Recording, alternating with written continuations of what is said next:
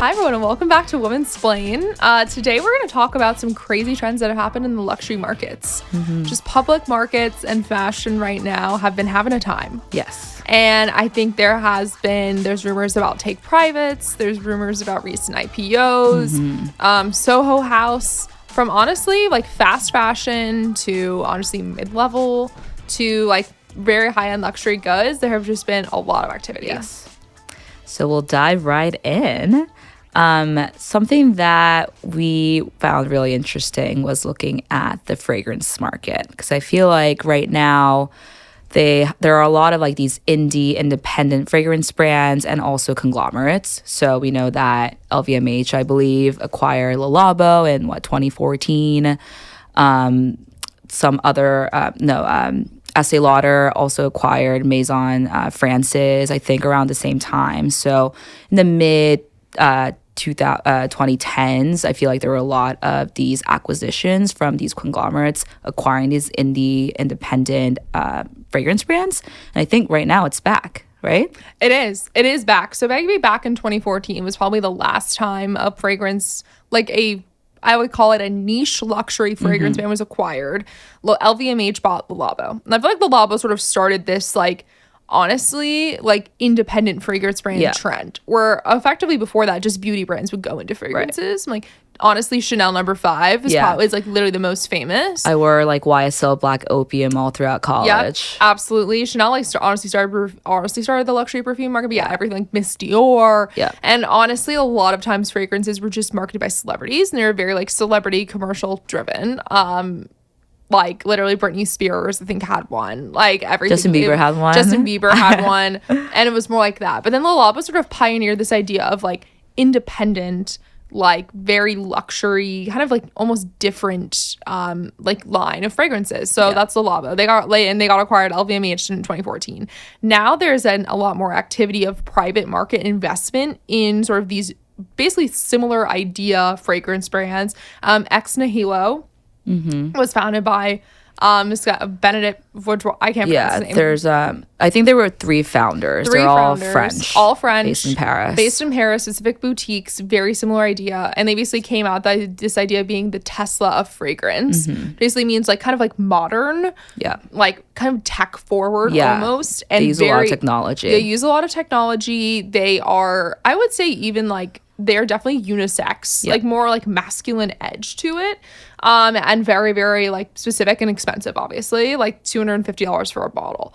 And but what's interesting about them is Eurazeo just actually invested about $25 million in them for a minority investment, which has not happened in the luxury fragrance world before, or even really is pretty uncommon in the beauty world. Yep. Usually investments are honestly buyouts and usually strategic acquisitions versus kind of a minority growth investment in a luxury fragrance is really different, especially one that's Paris based. Yep. So that's really interesting. They're now opening a boutique in New York. And also interesting about Ex Nihilo is that they really have one fragrance that is 70% of its revenue. The Fleur which is Narcotique. Fleur Narcotique, which is interesting that a pretty conservative PE investor would be okay with that. Yeah. I mean that is some risk. Right. I think the thing to consider with these new up and coming brands is, do you want to diversify and have 20 different products to market to all the different target demographic, or just one that they do really well? And you just kind of have to choose between the two. And I'm sure they chose the latter and they're doing really well with that. It's Hailey Bieber's favorite scent. I think she was wearing that when she met Justin. I saw a TikTok about it. Oh my God. Love it. Love the marketing. Love the guerrilla marketing. Yes. And then the other sort of similar brand fragrance too is Byredo. And I think they were also bought by LCAT as well, relatively recently. And it was $1 billion transaction. And they are also they're a China, Asian brand. And there's actually this large fight going on around the Chinese fragrance markets. They said basically the Chinese fragrance market has been relatively untapped, especially in comparison to the beauty and skincare markets that are just really saturated in China. But the fragrance market, it's actually just a relatively new trend that fragrances are popular and is actually anticipated to grow 13 to 14% from now until 2027, which is huge. And so there's actually really a battle going on for the Chinese fragrance market, which is why these kind of luxury fragrances are becoming so popular and talked about. Right. and it's a little bit delayed. So I know that La Lava opened a physical store in Beijing not too long ago. Yeah. Joe Malone. So of course, like these are brands that we've seen kind of go into brick and mortar in the US a while ago, but now it's entering the Asian market. And something that I found really interesting in looking at the Asian consumer is that I read recently that South Korea is a big market right now in terms of luxury. Wow. A lot of people think it's China, and of course, there's a lot of capital there. But for example, Gucci with their new campaigns are getting these Korean celebrities to sponsor their brand. So Blackpink, and all these like, you know, Korean boy band groups and K-pop stars.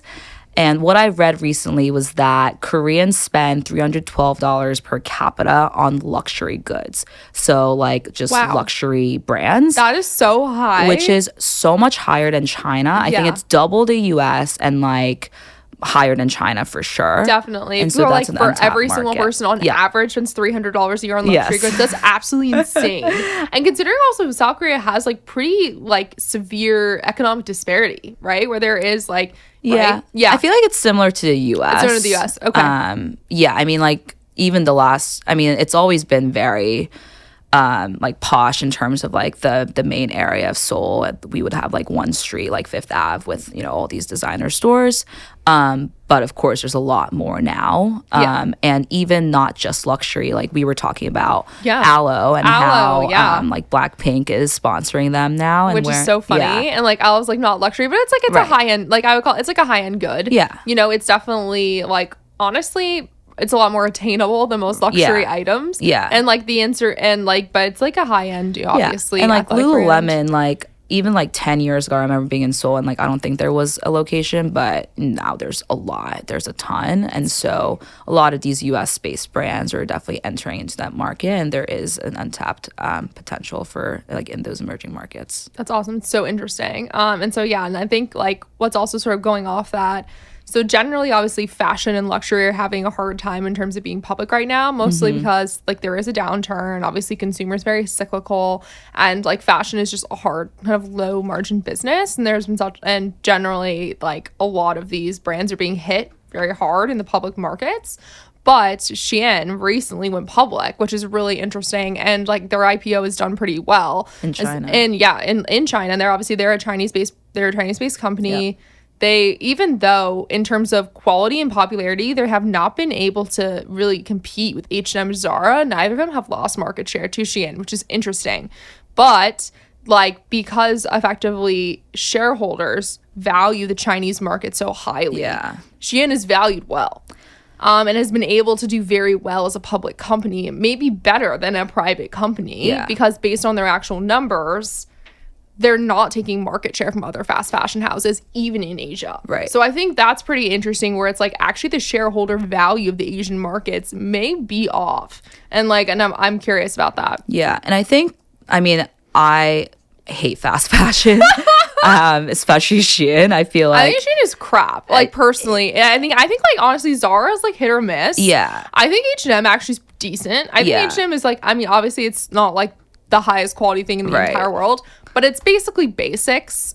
Yeah. And I feel like they do fine. I mean, I feel like that we kind of have to think about like the ethics of it too, right? Like of course like Shein is doing really well in terms of for shareholders and LPs, but in terms of like the actual practices of manufacturing, like I mean I can't really get behind that, but business model, I mean it works. I know. I actually, about Shein so crazily, I was listening into their earnings call a few weeks ago or whatever it was, and literally the investor was trying to defend their business model as sustainable. Literally how? And it was actually the craziest thing I've ever heard. It made no sense. He was just talking in circles. They have like child labor. But I'm like, literally, like you have the word, like just admit that it's bad. Yeah. Like honestly, at this point, just admit it's bad for the environment. Be like, okay, it's bad for the environment, but look, we're like making clothes affordable for people and blah, blah, blah, whatever.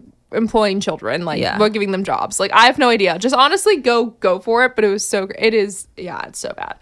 But I mean the answer is like, and now I feel like because it's definitely the expansion of like secondhand resellers and consignment, there is more access to higher quality goods, which is good. Like it's still expensive. Like a lot of stuff in the real world is still expensive. Right. But I think like a lot of like the expansion of secondhand markets, which is super sustainable actually, and like saves like so much because retail itself is just not, you know, like what is it? About 50% of clothes are just thrown out, honestly, because they're not sold. Yeah. Especially high end, like inexpensive items. Vast majority, only about 20 or 30% are sold at retail price. Another 20 or 30% are sold on sale, and then the rest are like thrown out or like given to like a secondhand thing, like thrown, like given to TJ Maxx, right, or like Burlington Coat, like those sort of resellers. Yeah. I'm hoping that, like, honestly, secondhand retailers tap into this market of not just individuals consigning, but like the actual waste of luxury fashion, because I feel like that would actually be very environmentally impactful. And also, like, a lot of the things that are, I mean, it's actually interesting. There's this like technology company that came out in Paris. I don't remember their name, but they're actually like, they work with luxury retailers, specifically French and like honestly other like Nike and things like that, effectively to really analyze like the right sizes and colors that will sell, because a lot of the issues and a lot of the waste are like making too much of a size, not making enough of a size, and like actually like maximizing inventory, because like there is really just this mismatch of like luxury designers are just like making art in their opinion, and they're not really maximizing the things that will sell. And it's like, that's awesome, like if you want to make like really cool things, but like honestly make a limited amount of those, and then like if you have like a super weird color shirt, like just make less of that color, because it's just not going to sell and it's more of a waste. So and will maximize your value too. So hopefully maybe there'll be more technology around that. That's definitely a good business plan. And I don't know like if you've been on like Farfetch, like Moda Operandi recently, but like there's a ton of sales going on with these luxury brands because of the excess. I know Moda Operandi's going through like an issue too right now. They like have basically gotten bridge financing. They're going through a lot of like problems, and I think, and honestly luxury commerce is struggling, like Net-a-Porter is struggling too. They're like effectively selling everything, like everything on Net-a-Porter is fucking, they have like a fire sale happening. It's insane. I got this Missoni like bathing suit for like $200, literally, and it's like 1,000 plus. No, like seriously, I got like a rag and bone jacket for like literally $80, literally, like something ridiculous. Like I have no idea, but Net-a-Porter's on fire. I'm just saying, like they're literally on a fucking fire sale right now. But like luxury commerce is also struggling in the public markets. And have also, I think a lot of it is just traditionally there's just more access to debt capital, and the access to debt capital right now is really, really limited. So that's been really hard. Even though actually we should do an episode on, but Equinox recently got like almost a $2 billion debt financing. Oh yeah, it's pretty interesting. We should do some like wellness. Going back to sort of the public market, so Shein has been able to do really well. But others, there's a ton of rumors about take privates. So I mean, everything from Tod's to like Samsonite to Soho House are being like effectively being. There's a lot of rumors about being taken private, and there have been huge take privates sort of across the industries too. I mean, just in like technology, Engage Smart was taken private by Vista, so it's been really popular. And why do you think that trend is occurring right now? Yeah, I mean, I think just fashion retailers are not doing like the amount of public scrutiny that is going on around their like issues right now is really, really hurting their valuation. And the answer is there's a lot of things contributing to that. But I think one is just shareholders are not valuing that business model, and public shareholders and analysts are scrutinizing it. And we've seen that with Soho House, like Glass House, like kind of that short seller came out with like absolutely scathing freaking review. They're shorting them, but there is the balance of like, look, Glass House is a short seller, so they're gonna make money shorting it. So like they're trying to tank them so they make money. I mean, also if you're looking at their EBITDA, it doubled. Soho House has actually done very well considering that. I mean, their EBITDA has doubled. I mean, it's like EBITDA isn't the right multiple to value them, because it's obviously such a high capex business, and they are like losing their net income is like negative 200 million. So I mean, but they have grown top line. They have doubled their EBITDA. That's great. They've like increased revenue a ton, and it is just a super hard business model. But I think because of that, like, and also because Soho House is so well known and like is sort of like honestly like a meme. Like honestly, like it is so made fun of in almost like the internet like world. Soho House would probably do better as a private company, even though the CEO itself is like so against it. He's like, no, we're doing amazing. Like I want it to be a public company, even though I actually think they would probably thrive a lot better. It's just a large private organization, because being public is your valuation is really just based on impressions a lot of the time. And these like hardcore Wall Street equity research analysts probably don't value Soho House properly. And I think that's like honestly like very true with like fashion retailers too. And this idea of like valuing the Asian market, but not really valuing like these other sort of like fashion that probably are doing well in consideration, but like maybe honestly, maybe like these men are not really seeing the value of these like female dominated brands. And I think it's really interesting, but they'll value the Asian markets and they'll value Shein, but they won't see like the value in like honestly like another luxury good or like moda operandi. So it's interesting where I think honestly luxury commerce is where things are going. Like personally, I think moda operandi should be valued very highly in terms of growth.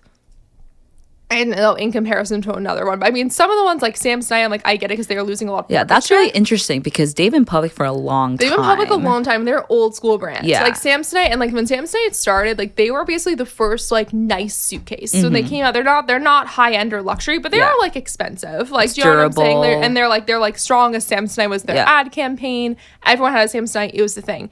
And then like Away or Moa, Tumi, like all of these like very luxury higher end suitcases became really popular. And I think that's just because travel became so trendy and like all these travel like lifestyle influencers and totally changed the game. So the Samsonite's lost a lot of market share because they don't have young consumers. Because young consumers aren't buying Samsonite right now. And young consumers aren't really shopping in retailers, or like I think people would like go to like Walmart, Target, buy Samsonite, right? And like they're losing that to like Away and like other probably lower quality suitcases. Yeah, I guess like it's more Rimowa and like Tumi, etc. And which are way more expensive as well. But like people just want like the trendy things, especially when they're traveling. Which I feel like travel, especially with like young consumers, is really public and scrutinized, which is like weird. Like your suitcase is like judged. Right. Oh, totally. And it's like, which is like, and, you know, I definitely remember like, you know, when I started at like my private equity job, I was like a first year associate, they gave us all gift cards to Tumi. Like literally they're like, go buy a nice suitcase. Like, because you travel so much in P that like, you to make like a good impression, like you'd have a nice suitcase. Like it's like very odd. Right. And so Sam might be taken public, taken private, and some others. So well I think it's really interesting because I feel like a lot of these companies, like all you kind of work towards is going public, is the IPO. Yeah. But then it's the other side of going back to private. Totally. And I'm like, it's like, is that really actually the best goal now? Yeah. I mean, it definitely depends on the business model. Totally. And like, I guess the changing consumer landscape, like what we talked about with Samsonite, I'm sure they did not know that a No Way is going to come their way and like take the market share. Of course. Yeah. So it's definitely, it depends on the company for sure. And Samsonite did really well as a public company for decades. And now it's just the market's changing. And I think, honestly, for them to be taken private is probably a good idea because they can do a rebrand. Yeah. I feel like being taken private and doing a rebrand is a good idea. Yeah. Because, honestly, a rebrand and being public is not good when you're going through a time of growth because you have to eat in the profit margins to grow. Yeah. And so if you're trying to be a growth company or pivot, it is a good idea to be taken private. You'll have a lot more flexibility and you'll also be able to take more risks with your capital. You're not in the public eye. And you're not forced to like report every earning. Yeah. You're not forced to be accountable to every single thing. And also like things like layoffs, things like rumors like that won't affect your actual valuation. So I feel like honestly, if you're a company that's in the midst of wanting to rebrand or wanting to change something or wanting to pivot, it probably is a good idea to be taken private. I think the reason why Soho House is resisting it is because he feels like he's in growth mode. Yeah. And they only went public 2 years ago. Their stock price has really dove like 60%. Yeah. But a lot of that is rumors and a lot of that is scrutiny. So, and the answer is they have like really overtaken probably a lot of social clubs. Yeah. I think maybe an acquisition would be good for them. Probably. Like if they're able to acquire a competitor, that might boost them. Yeah. But it's probably hard. I mean, I feel like at this point, like they're opening so many clubs and because of like the high CapEx expenses, like that's why their bottom line is hurting. Yeah. But they have opened like a ton of different clubs in a ton of different countries the last couple of years. So you just kind of have to wait and see like how well that does. I saw they opened one in Mexico City. Yeah, it's pretty cool. Thailand, I think. Yeah. And apparently those were also really scrutinized by investors. But I think a lot of that too is like analysts aren't like 29-year-olds. And like the answer is Mexico City is so freaking trendy. Yeah. Like literally that's like such a neat place to travel right now. I know like at least 3 weddings of friends of having there. Right. Like it is freaking trendy. I Every love other Mexico bachelor City. party. And like maybe it's just like Wall Street analysts aren't keeping up with the Right. times. And sometimes it's like maybe that's like honestly like maybe our equity research analysts like need to be changed a little diversified in all honesty, because their opinion really does value these public companies. Sure. They actually just opened another club in India, which I found pretty fascinating. That is pretty cool. Yeah. But I feel like a lot of people are traveling there a lot these days too. Yeah, for sure. Also, like India's a huge population of like wealthy young people. For sure. Ton of wealthy young people there. Yeah.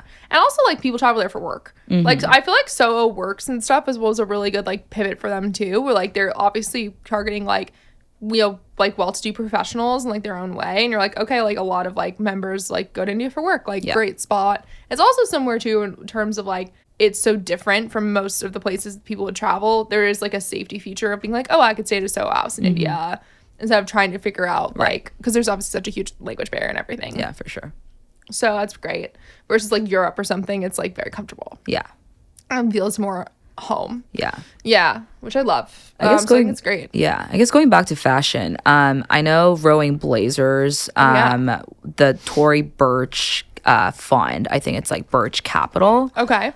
They acquired a minority stake of Very Rowing Blazers cool. a couple months ago. Very cool. And they own like Solid and Stripe, and all these, of course, Tory Burch and you know, all of these other fashion brands. But I really haven't seen a lot, as we talked about earlier, like these fashion, like fragrance brands, like having a minority stake. Yeah, it's interesting. I think it's a really new thing. It definitely traditionally has not been like, I mean, there's obviously been like lots of buyouts and acquisitions of luxury brands, but I think like Rowing Blazers is almost similar to kind of a fragrance idea. Like Rose Blazers is super specific, very independent, northeast based. Like it does its own thing of basically like their Just preppy blazers that are like clothes. terry cloth, right? Yeah, and it's like literally very preppy. like it's literally like for people from like freaking Rhode Island and Boston, and like not even New York, New England. It's literally just like New England summer like clothes, like Rose, right? And it's like that's a very very specific thing. And luxury fragrance is sort of that similar idea where it's not this huge beauty brand with fragrance, or not this huge general lifestyle brand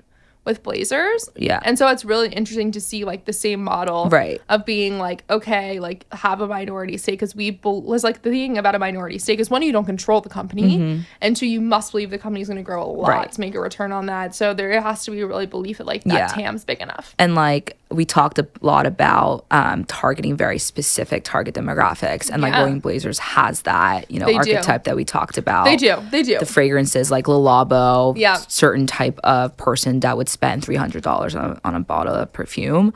So the fact that these P funds have a minority stake in them means that they believe in the mission, and they believe that they should be having the creative agency to grow. And I think that's like definitely a new wave of different investing styles coming forward. Totally. And I love like I feel like Tory Burch and Rowing Blazer is such a good strategic fit. It's like very, very similar. Like Tory Burch is like the same market. And I love that. Like honestly, throw in Vineyard Vines. Like Vineyard Vines should buy them out, honestly. I feel like they haven't really, like I haven't heard much about them. They need a comeback. Yeah, they do. They could do a rebrand. I feel like honestly the Gen Zers would love it. Do a little partnership. Awesome. Well, I guess we'll see how these take privates go and see if any of them really go through. But like, and we'll see. I mean, take privates are also, they're so complicated and they take forever. Like PE firms also kind of hate doing them because they take a full year. Like they literally are so much diligence and resources. The legal fees are astronomical. But a lot of times when you're able to like own the company that's been that successful, it can go really well. So yeah. Awesome. Well, everyone, I feel like obviously we'll keep an eye on the luxury markets and fashion markets, and we'll talk soon.